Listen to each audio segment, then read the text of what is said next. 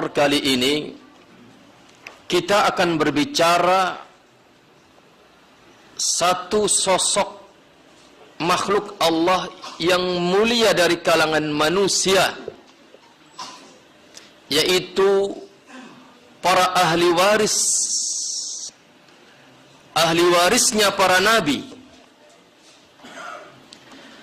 Ini yang akan kita bicarakan, dan ini menjadi sebuah pembicaraan yang sangat penting, karena sepeninggal para nabi, maka yang tersisa adalah para ahli warisnya. Seperti apa kita terhadap ahli waris para nabi, maka itu menjadi penentu bagaimana beragama kita kepada Allah Subhanahu wa ta'ala. Maka saudaraku ikhwatal iman, hadani Allah wa iyyakum, sebelum kita mencoba mengajak diri saya pribadi dan antum semua untuk berkaca bagaimana diri kita terhadap para ulama-ulama kita, di sini saya bawakan sebagian kecil saja tentang dalil-dalil yang menunjukkan keagungan para ulama, para ahli waris Nabi. Di antara dalil itu adalah dalam surat Az-Zumar, antum buka di halaman 3. Di sana Allah berfirman, "Qul hal yastawi alladhina ya'lamuna wal ladzina la ya'lamun. Innama yatadhakkaru ulul albab." Yang artinya, katakanlah, adakah sama antara orang-orang yang mengetahui dengan orang-orang yang tidak mengetahui? Adakah sama antara orang yang berilmu dengan orang yang tidak berilmu? Ini sebuah metode retoris yang tidak perlu dijawab dengan lisan kita, karena perkaranya sudah pasti. Antara ahli ilmu dengan yang bukan ahli ilmu itu adalah berbeda sama sekali. Maka Allah Subhanahu wa ta'ala tegaskan dalam Al-Quran surat Fatir ayat 28, kata Allah, "Innama yakhshallaha min ibadihi al-ulama." Innama, hanyalah yang memiliki khasyah kepada Allah dari kalangan para hamba-hambanya adalah mereka para ulama. Khasyah artinya adalah rasa takut kepada Allah dengan data yang lengkap tentang siapa yang dia takuti. Itu khasyah. Berbeda dengan al-khauf. Maknanya sama, takut. Tetapi takut dari khasyah adalah, yakni dia takut karena memiliki data yang lengkap atas sosok yang dia takuti, atas zat yang dia takuti. Dan itulah para ulama. Kemudian mereka membimbing kita untuk juga merangkak, merambah, dan kemudian membimbing kita juga agar kita memperbaiki diri bagaimana hubungan kita dengan Allah.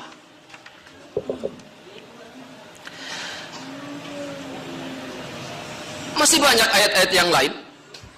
Antum buka halaman 5. Di sana ada hadis yang diriwayatkan di antaranya oleh Al-Imam Al-Bukhari rahimahullah dalam kitab sahihnya, di mana kata Rasul, "Man yuridillahu bihi khairan yufaqihu fid din." Yang artinya, barang siapa yang dikehendaki kebaikan oleh Allah, maka Allah jadikan dia faqih terhadap agamanya, yaitu al-Islam. Jadi kalau kita ingin mengukur kita ini termasuk orang yang dikehendaki kebaikan atau tidak oleh Allah, lihat seberapa kefakihan kita terhadap agama kita. Dan para ulama memiliki tingkat kefaqihan terhadap agama Islam ini di atas kemampuan kita. Maka mereka adalah terdepan sebagai orang-orang yang dikehendaki kebaikan oleh Allah Subhanahu wa ta'ala. Terhadap hadis Rasul yang mulia ini, maka Al-Imam Ibnu Hajar mengutip perkataan Al-Imam Ibnul Munir rahimahumullah. Kata beliau, man lam yufaqihhu Allahu fid din falam yurid bihi khaira. Yang artinya barang siapa yang tidak difaqihkan oleh Allah tentang agama Islam ini, barang siapa yang tidak difaqihkan oleh Allah tentang agama Islam ini, maka berarti orang itu bukan termasuk orang-orang yang dikehendaki kebaikan oleh Allah.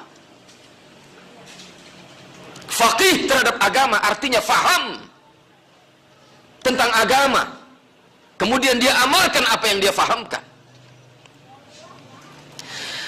Makanya ikhwatal iman hadani Allah wa iyyakum, dari sini kita bisa melihat posisi kita dengan mereka para ulama. Dan itu adalah sesuatu yang real adanya menurut syariat, adanya perbedaan kemuliaan kita dengan mereka para ulama.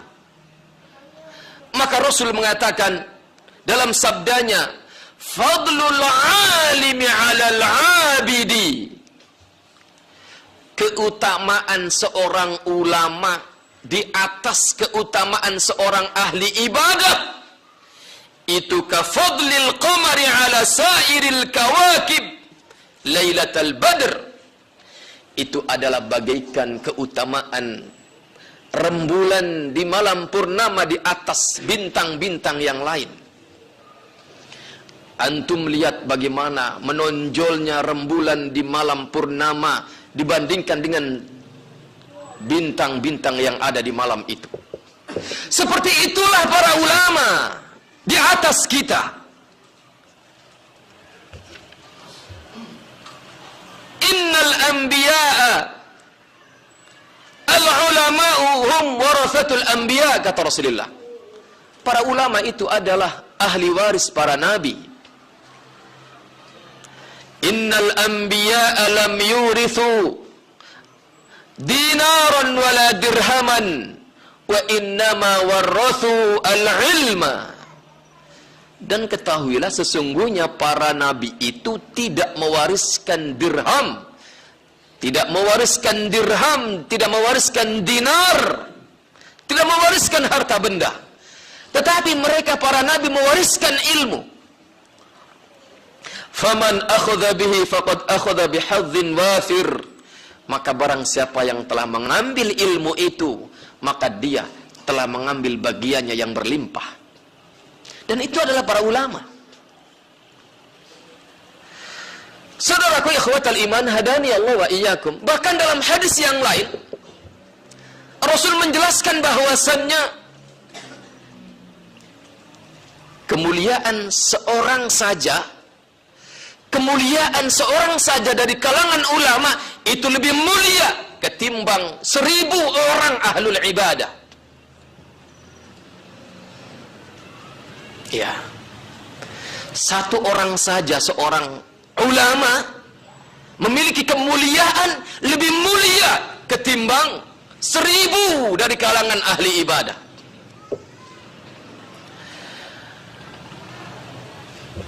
Saudaraku ikhwatal iman hadani Allah wa iyyakum, maka berarti mereka para ulama adalah di zaman kita ini adalah sekelompok makhluk yang mulia di sisi Allah.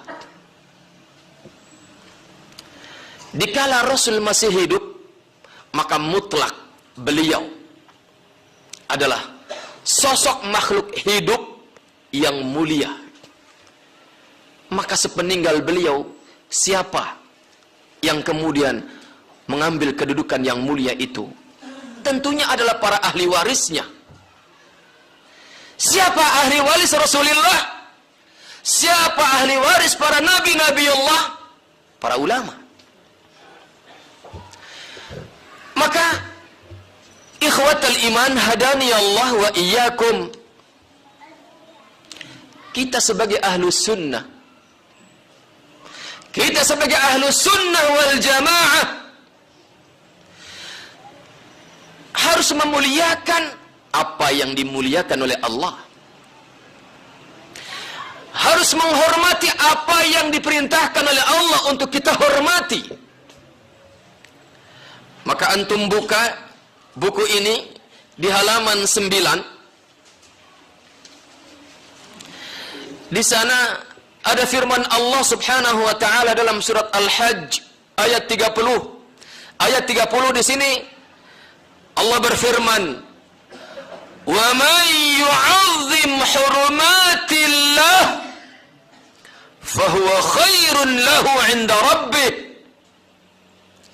Yang artinya, dan barang siapa yang mengagungkan apa-apa yang terhormat di sisi Allah, maka itu lebih baik baginya di sisi Tuhannya. Maka barang siapa yang mengagungkan sesuatu yang diagungkan oleh Allah, barang siapa yang menghormati sesuatu yang terhormat di sisi Allah, maka itu adalah kebaikan. Maka lihat ayat berikutnya.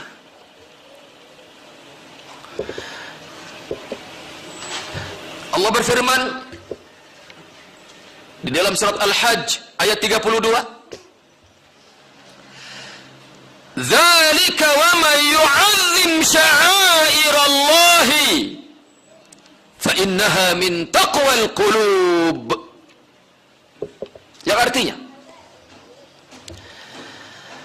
dan barang siapa yang mengagungkan syiar-syiar Allah, wa man yu'azzim sya'airallah, dan barang siapa yang mengagungkan syairnya Allah, maka sesungguhnya itu adalah timbul dari ketakwaan dalam hatinya.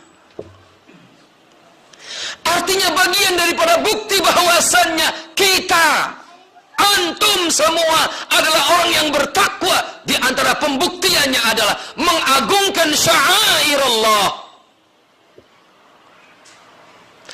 Apa itu syairullah? Di sini dikatakan asy-syair adalah segala sesuatu yang Allah tetapkan kemuliaannya dan kita diperintahkan untuk menghormati dan memuliakan dan mengagungkannya. Itulah syairullah. Apa saja yang Allah tetapkan dia sebagai sesuatu yang mulia dan kita diperintahkan untuk memuliakannya, itulah syairullah. Maka dengan demikian berarti berdasarkan nas ini, maka para ulama adalah terdepan sebagai sekelompok yang harus kita golongkan sebagai syairullah. Dan Allah berfirman, "Wa may yu'azzim sya'airallah." Barang siapa yang mengagungkan syairnya Allah, fa innaha min taqwal qulub. Maka barang siapa yang mengagungkan syairnya Allah, itu pertanda adanya ketakwaan dalam diri kita. Dan ketakwaan adalah bekal. Bahkan sebaik-baik bekal adalah ketakwaan. Wa tazawwadu fa inna khairaz zadi taqwa. Berbekallah kalian, dan sesungguhnya sebaik-baik bekal adalah ketakwaan kepada Allah Subhanahu wa taala. Maka saudaraku ikhwatal iman hadani Allah wa iyyakum, antum lihat ucapan yang disampaikan oleh Asy-Syaikh Al-Allamah Asy-Syaikh Nasir As-Sa'di rahimahullah. Antum buka di halaman 6. Beliau mengatakan, "Wa min 'aqidati ahli sunnah wal jamaah annahum yadinuna Allah bihtiramil ulama'il hudad. Yang artinya, di antara akidah ahlu sunnah, lihat, ini adalah akidah. Kata beliau, di antara akidah ahli sunnah adalah, di antara akidah ahli sunnah wal jamaah adalah, mereka beragama kepada Allah dengan memuliakan para ulama al-hudad, para ulama pembawa hidayah. Artinya kalau kemudian kita tidak mengagungkan mereka, tidak memuliakan mereka, di mana ketakwaan kita kepada Allah? Di mana pengagungan kita? Di mana yu'azzimnya kita terhadap syair Allah? Dan di mana akidah kita? Saudaraku, ikhwatal iman, hadani Allah wa iyyakum. Maka dengan demikian, sebagaimana dikatakan di sini di paragraf terakhir halaman 10, dengan demikian maka kita tidak boleh melecehkan para ulama. Kita tidak boleh menghinakan mereka, menyinggung dan menyakiti hati mereka. Jangan hanya karena antum telah memberikan subsidi kepadanya kemudian antum hinakan dia.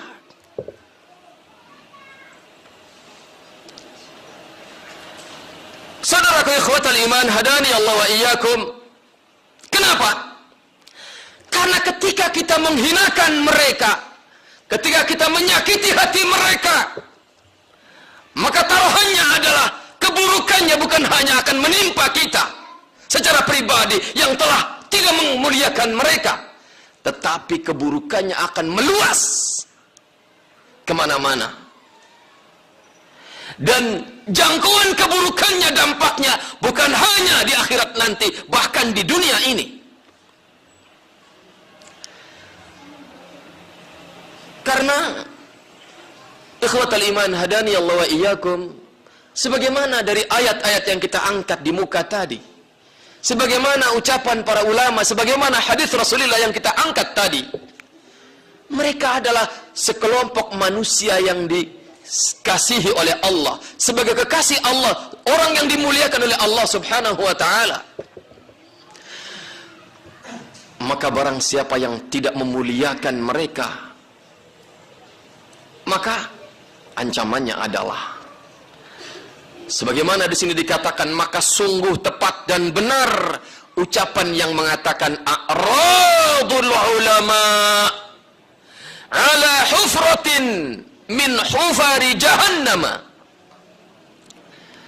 Pelecehan terhadap kehormatan para ulama bisa menjadi lubang bagi kita, bisa menjadi jurang bagi kita dari jurang-jurang api neraka jahannam. A'udzubillahi min dzalik. Saudaraku ikhwatal iman, hadani Allah wa iyyakum. Maka di sini kemudian dikatakan dengan mengutip sebuah hadis qudsi yang diriwayatkan oleh Al-Imam Al-Bukhari dalam kitab sahihnya, di mana kata Rasulullah sallallahu alaihi wasallam, qala Allah jalla jalaluh, Allah berfirman, man 'ada li waliyan faqad adzantuhu bil harb. Yang artinya, barang siapa yang menyakiti kekasihku, kata Allah, maka aku telah nyatakan perang dengan orang itu. Subhanallah, siapa yang berani melayani tantangan perang dengan Allah? Saudaraku seiman yang saya muliakan, a'azzani Allah wa iyyakum, antum mungkin sudah sering mendengar tentang bahwasannya Allah menyatakan perang terhadap para pemakan riba. Di halaman 12 di sini dikatakan bahwasannya orang-orang yang memakan hasil riba, Allah nyatakan perang dengannya jika dia tidak bertaubat dari perilaku memakan riba. Padahal itu Allah nyatakan kepada pemakan riba yang hanya 1 dirham. Dirhamu riban, kata Rasulullah. 1 dirham riba. Uang recehan, uang kecil. Ya'kuluhu rajulu, yang dimakan oleh seseorang, maka itu dosanya, kata Rasulullah, lebih besar. Selain Allah nyatakan perang dengan para pemakan riba, juga dosanya lebih besar ketimbang seorang anak kandung menzinai ibu kandungnya sendiri. Menjijikkan seorang anak menzinai ibu kandungnya. Ya. Itu adalah pasti sesuatu yang besar dosanya. Karena jangankan kita manusia, pasti akan mengatakan jijik. Bahkan binatang pun, binatang-binatang yang terjaga, binatang-binatang yang memiliki kecemburuan pun akan menolak. Tetapi sebegitu menjijikkannya dosanya, sebegitu besarnya dosa zina seorang anak dengan ibu kandungnya, belum seberapa dibandingkan dengan pemakan 1 dirham riba. Sedangkan kata Rasulullah sallallahu alaihi wasallam dalam hadis yang diriwayatkan oleh Imam Ahmad, wa inna arbar riba, sedangkan riba yang paling riba adalah al-istitalatu ala irdi akhihil muslim, ketika seseorang memata-matai, mencari-cari kesalahan saudaranya sesama muslim. Artinya ketika kita menemukan kesalahan dari saudara kita yang sesama muslim, yang notabene sesama awam, itu dosanya lebih besar ketimbang 1 dirham riba. Lebih besar dosanya ketimbang zinanya seorang anak dengan ibu kandungnya. Maka bayangkan kalau kemudian kita mencari-cari celah aib seorang ulama untuk kemudian kita cecerkan agar runtuh kemuliaannya di mata umat. Maka lebih pantas dia untuk Allah nyatakan perang kepada orang yang semacam ini. Karena taruhannya adalah agama ini akan habis, runtuh ketika ulama sudah ditinggalkan, ketika ulama sudah dimusnahkan kemuliaannya. Maka benar ungkapan yang mengatakan a'radul ulama ala hufratin min hufari jahannam.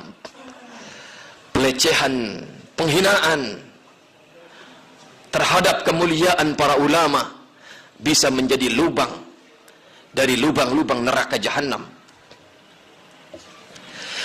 Maka saudaraku ikhwatal iman hadani Allah wa iyyakum, dalam hadis qudsi yang mulia ini Allah mengatakan, man 'ada li waliyan faqad adzantuhu bil harb. Barang siapa yang memusuhi, ada. Barang siapa yang memusuhi, barang siapa yang membenci, barang siapa yang menyakiti kekasihku, maka sungguh aku nyatakan perang dengannya. Siapa yang dimaksud li waliyan ini? Siapa yang dimaksudkan waliullah ini? Maka antum lihat ikhwatal iman hadani Allah wa iyyakum, di mana al-Imam Al-Khatib Al-Baghdadi di sini di halaman 13 beliau mendefinisikan siapa itu para waliullah. Beliau mengutip perkataan Al-Imam Abu Hanifah dan mengutip perkataan Al-Imam Asy-Syafi'i rahimahumullah, di mana mereka mengatakan in lam yakunil fuqaha'u awliya Allah falaysa lillahi waliyun, kalau para ahli fikih, kalau para ahli ilmu agama tidak digolongkan sebagai walinya Allah, maka tidak ada lagi dari kalangan makhluk ini yang pantas untuk dijuluki sebagai waliullah. Kalau para ulama bukan sebagai aulia Allah, maka siapa lagi yang patut digolongkan sebagai kekasihnya Allah? Maka dari sini kita mengatakan mereka para ulama tidak diragukan lagi adalah sebagai walinya Allah. Dan Allah menyatakan dalam firman-Nya, "Man 'ada li waliyan faqad adzantuhu bil harb." Barang siapa yang memusuhi atas dasar apapun permusuhan kepada ulama. Ada orang memusuhi ulama dengan akhlaknya yang buruk. Sering saya menemukan sebagian orang buruk akhlaknya, bahkan kepada para ulamanya. Ini adalah bentuk permusuhan kepada para ulama. Ada sebagian orang memberikan permusuhannya kepada ulama dalam bentuk-bentuk yang lain. Hanya karena ulamanya ini diminta bantuan, kemudian karena tidak memiliki kemampuan waktu atau yang lain, dia menolak, dia suudzon kepada ulamanya. Sambil menggerutu, saya bantu-bantu, saya subsidi dengan finansial, dimintain bantuan segitu saja. Innalillah. Ini adalah bagian daripada paling tidak jalan menuju kebencian kepada ulama. Maka saudaraku ikhwatal iman, hadani Allah wa iyyakum, Al-Imam Ibnu Abbas radhiyallahu anhu berkata, "Man adza faqihan faqad adza Rasulullah, wa man adza Rasulullah faqad adza Allah azza wa jalla." Barang siapa yang menyakiti seorang faqih, maka dia telah menyakiti Rasulullah. Barang siapa yang menyakiti Rasulullah, maka sungguh dia telah menyakiti Allah. Dan oleh karenanya maka lihat di halaman 14, paragraf kedua, di dalam nas-nas tersebut di atas dijelaskan tentang keagungan para ulama, dan kita diperingatkan untuk senantiasa menunaikan hak-hak mereka berupa penghormatan dan penjagaan terhadap kedudukan mereka yang agung dan mulia, dan jangan sekali-kali kita menyentuh mereka dengan kasar, menyentuh dengan lisan kita, menyentuh dengan perilaku kita yang kasar, tidak santun kepada mereka. Jangan sekali-kali kita lakukan itu. Kenapa? Karena tubuh mereka mengandung racun yang mematikan. Maksudnya, lihat perkataan Al-Imam Ibnu Asakir rahimahullah. Kata beliau, "I'lam ya akhi, waffaqani Allah wa iyyaka limardatih, wa ja'alani wa iyyaka mimman yakhshahu wa yattaqihi hatta tuqatih, anna luhumal ulama'i masmumatun, wa 'adatullahi fi hatki astari muntaqisihim ma'lumatun, wa anna man atlaqa lisanahu fil ulama'i bithalbi balahu Allahu qabla mautihi bimautil qalbi." Yang artinya, wahai saudaraku, kata Al-Imam Ibnu Asakir dengan penuh kelembutan, memanggil kita semua wahai saudaraku. Kemudian beliau berdoa, semoga Allah mengkaruniakan taufiknya kepadaku dan kepadamu untuk meraih ridhonya, Dan semoga Allah menjadikan kita termasuk orang-orang yang takut dan bertakwa kepadanya dengan sebenar-benar ketakwaan. Setelah beliau mendoakan kebaikan buat kita, kemudian beliau berkata, ketahuilah olehmu, wahai saudaraku, kata beliau, bahwa sesungguhnya tubuh para ulama mengandung racun. Artinya, kalau diibaratkan sesuatu, maka dia adalah sesuatu yang mengandung racun. Apabila kita salah menyentuhnya, maka racun akan membahayakan kita. Tapi kalau kita menyentuhnya dengan baik, maka sesuatu itu akan membawa kebaikan buat kita. Kata beliau, ketahuilah olehmu bahwasanya sesungguhnya tubuh para ulama, luhumul ulama masmumatun, mengandung racun. Sedangkan kebiasaan Allah di dalam mengoyak tabir aib para pencela ulama sangat nyata. Siapa yang berjalan ke sana kemari mencela para ulamanya,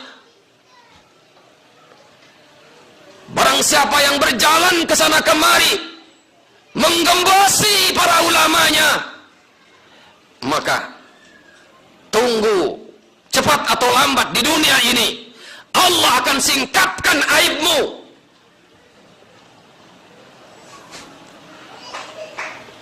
Dan barang siapa yang mencela para ulama, berjalan ke sana kemari menyebarkan aibnya, menggembosi programnya, maka kata beliau, balahullah, Allah akan timpakan bencana kepada orang itu berupa kematian hati sebelum mati jasadnya. Padahal bencana yang namanya mautul qalbi ini lebih buruk ketimbang bencana yang bernama penyakit seberat apapun. Maka para salaf ketika tertimpa musibah penyakit fisik, mereka masih bisa mengatakan alhamdulillah, karena bencana ini bukan bencana agama, bukan bencana, bukan musibah hati. Karena kalau musibah fisik, semengerikan apapun penyakit yang menimpa fisik seseorang, itu bisa menjadi kebaikan baginya kalau dia mau bersabar.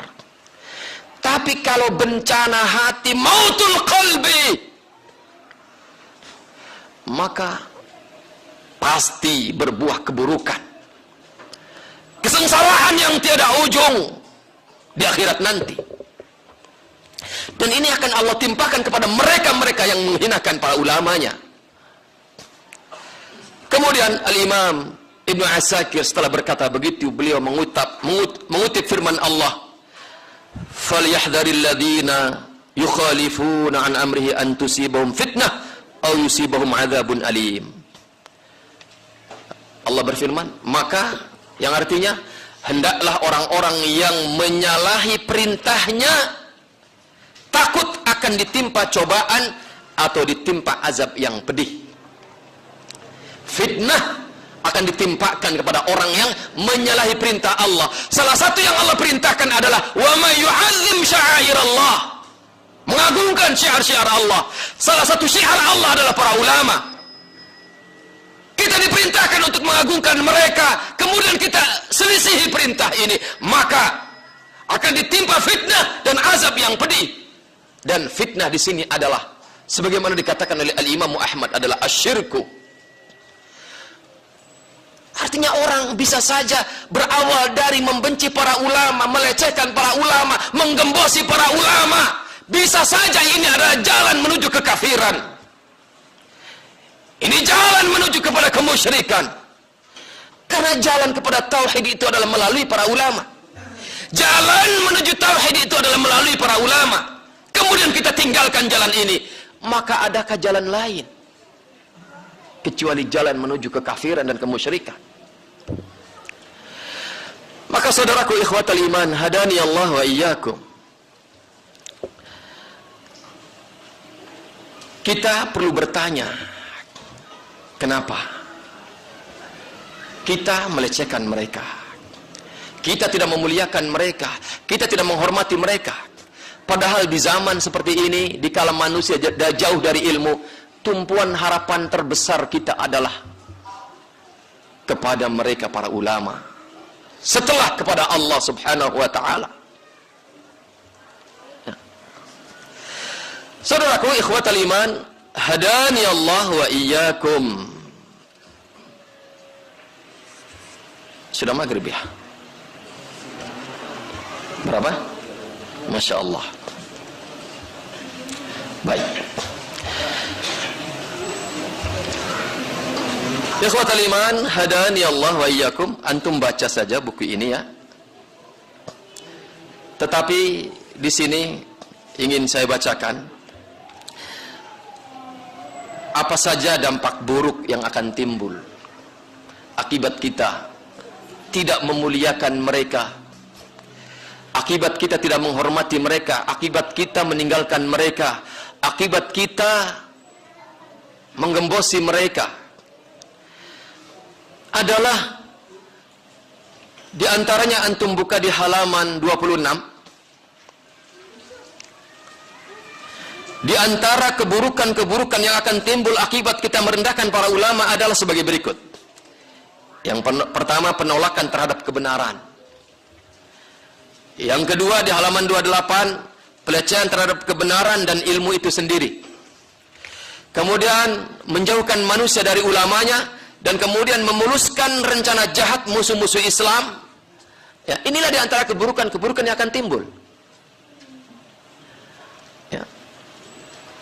Ikhwah, antum ingat kenapa kaum kafir Quraisy ketika ingin menghancurkan dakwah tauhid ini, mereka bukan menyerang Islam sebagai ajaran, tetapi yang mereka serang adalah pribadi Rasulullah sallallahu alaihi wasallam dengan memberikan stigma, dengan memberikan berbagai macam image kepada manusia, image yang buruk, bahwa Muhammad itu tukang sihir, bahwa Muhammad itu adalah majnun, gila, bahwa Muhammad itu begini dan begitu, dari julukan-julukan yang hina dan menghinakan. Padahal dahulu mereka sebelum Nabi Muhammad memproklamirkan diri risalahnya, sebelum beliau diangkat sebagai Rasul oleh Allah, mereka menjuluki dengan julukan-julukan yang mulia, Al-Amin, sebagai yang terpercaya. Tapi kenapa kemudian ketika risalah ini sudah diturunkan, mereka berbalik memberikan julukan-julukan yang hina dan menghinakan? Dan bukan Islamnya yang mereka serang, tetapi pribadi Rasulnya. Karena mereka tahu dengan cara memburukkan citra Rasulullah, maka itu cukup untuk menghalangi manusia dari kebenaran. Ini metode kaum kufar, ini metode kaum musyrikun, ini metode kaum munafikun.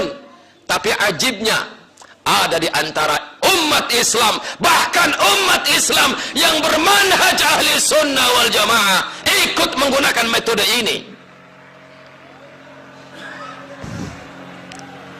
Na'udzubillahi min dzalik.